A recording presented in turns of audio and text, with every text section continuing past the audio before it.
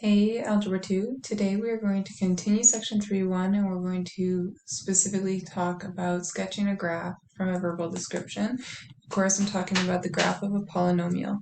So first of all, there are a few key features we need to talk about.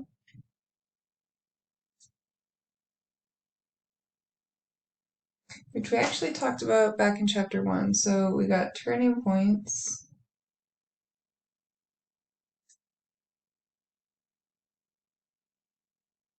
So turning point is going to be when the function values change.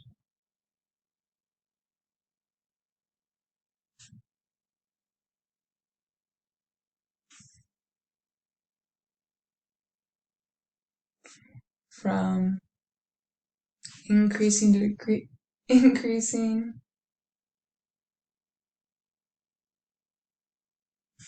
to decreasing or vice versa.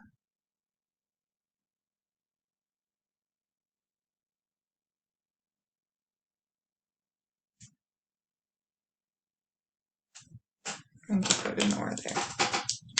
Or vice versa, sorry.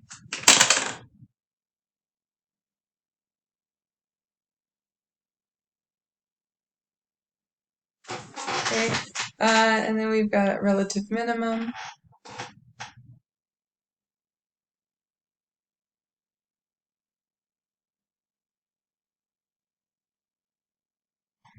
So that's going to be when it changes from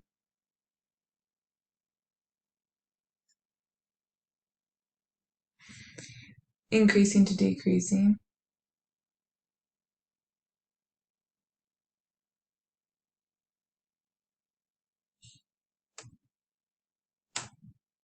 And relative maximum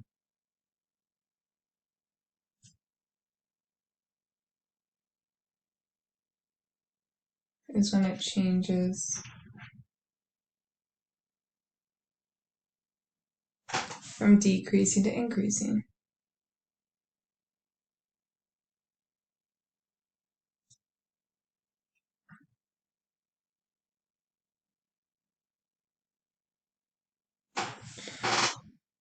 Okay, so let's talk about steps.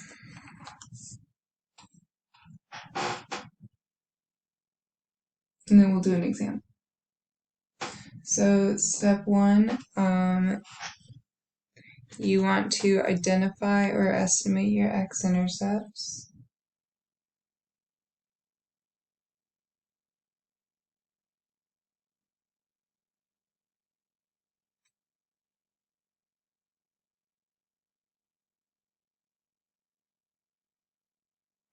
Step 2, you want to identify or estimate your turning points.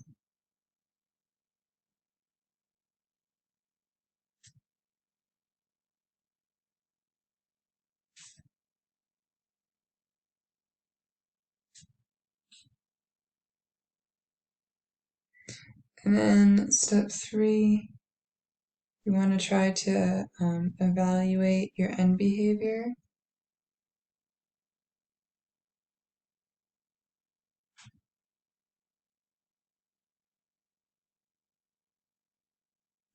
And then put it all together and graph.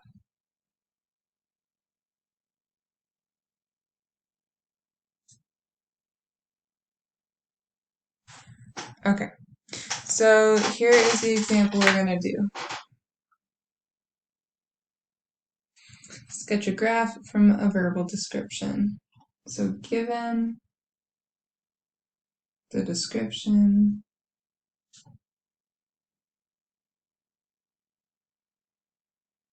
sketch a graph.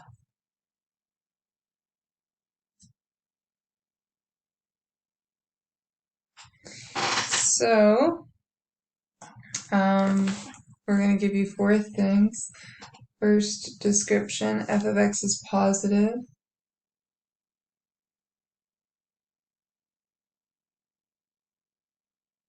On the intervals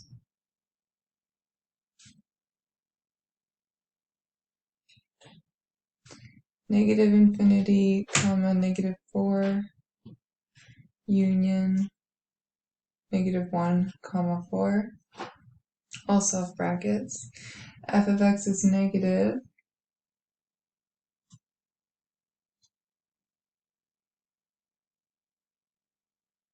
on the interval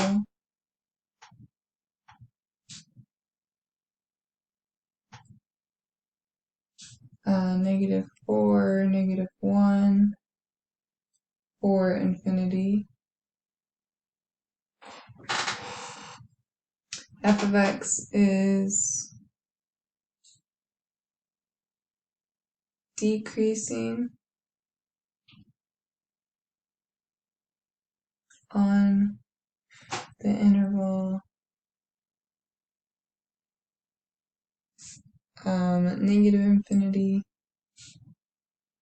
comma, negative 2.67, and 2, comma, union 2, comma, infinity. Oh, tight squeeze there. And f of x is increasing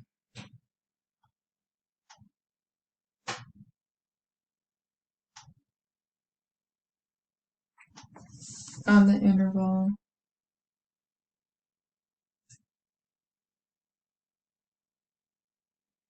negative 2.67, oops, comma, not close, comma 2. Okay, so based on the description, it might seem a little bit overwhelming at first, but you want to take it piece by piece. So identify or estimate the x-intercepts is what we want to do first.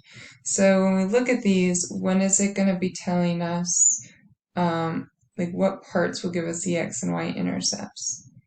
So remember that positive is above the x-axis and negative is below the x-axis. So if it's positive from negative infinity to negative 4, and then negative from negative 4 to negative 1, right, that means it's going below the axis and then coming back up and then coming back down. So essentially, these are what help us give the x-intercepts, right? That's where the function values change signs. It's going from positive to negative and negative to positive. So our x-intercepts, I'm trying to do some color coding. So this will help give us x-intercepts.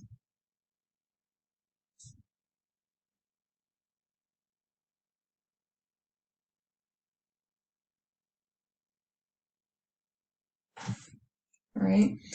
So our x-intercepts are going to be, so that's not an x-intercept, right? But negative 4, 0, negative 1, 0, and positive 4, 0. Okay, then we want to identify or estimate turning points. So turning points are going to be when the function's changing directions. So, right, if it's going from decreasing until at negative 2.67 and then it starts increasing here, right, that's going to be our turning point. So we can look at the increasing and decreasing to give us those.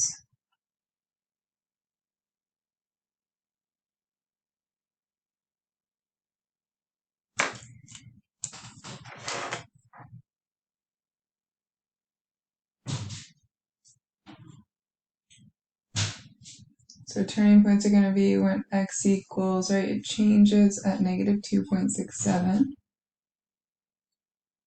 And then it changes again at positive 2. So we have 2 turning points in this polynomial. Okay, and then for the end behavior,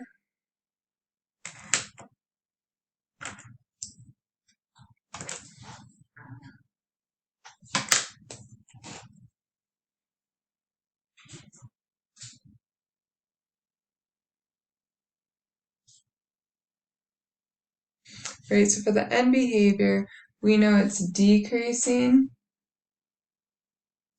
from negative infinity to negative 2.67.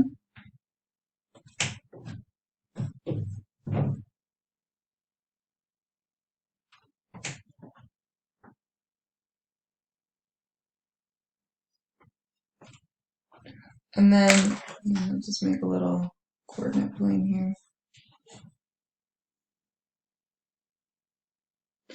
And then at from 2 to infinity, we know it's still decreasing. So basically, you're going to want to look for your infinities. These help give it away, negative and the positive infinities.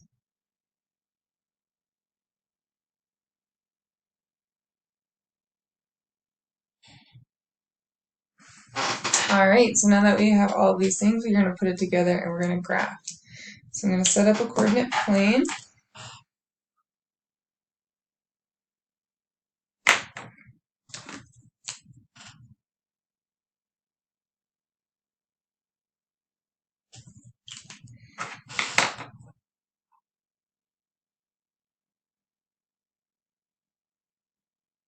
We don't really care about our y values, we just care about the x values, so I'm just going to go up.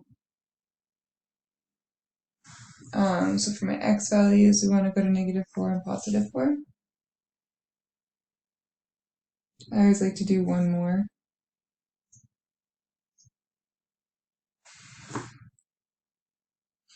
And then I think it's helpful to plot things in the order. So our x-intercepts, I would plot those first. So -4, 0, 2, 3, -4, 0, -1, 0, and 4, 0.